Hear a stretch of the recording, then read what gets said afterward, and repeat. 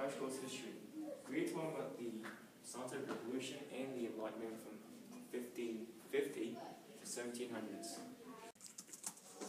Previously, it was believed that the Earth was stationary and was the center of the universe.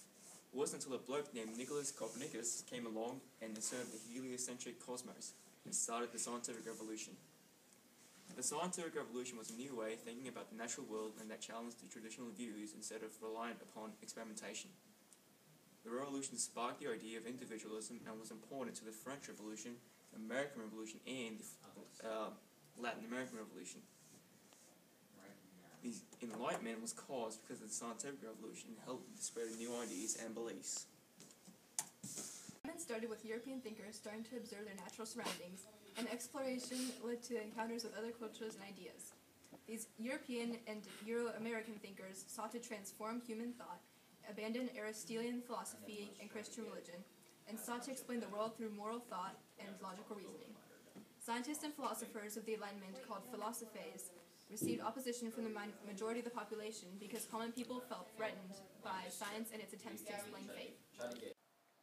The term philosophes originated in France from philosophers, but is slightly different in meaning.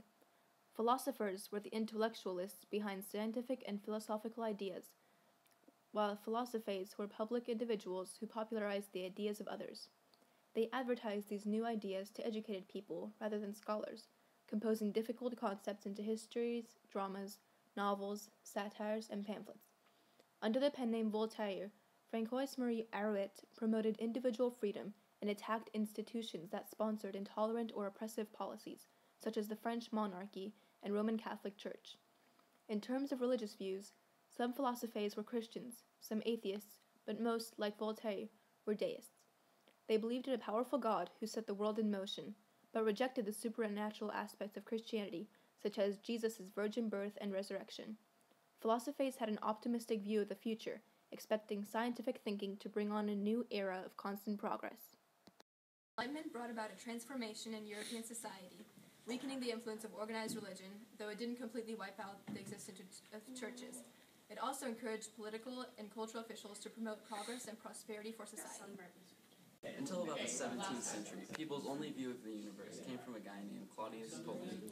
He thought that the Earth was the center of the universe, with 9 spheres rotating around it, containing the sun, other planets, and the stars. This model encountered a wide amount of skepticism, though, because it didn't fit with the irregular movements of the planets. So, in 1543, an astronomer named Nicholas Copernicus developed a new model, a theory that was more accurate with the movements of the planets. He thought that the sun was the middle of the universe and that all the planets, even Earth, rotated around it.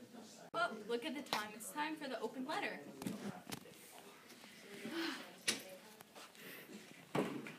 Let's look in the secret compartment.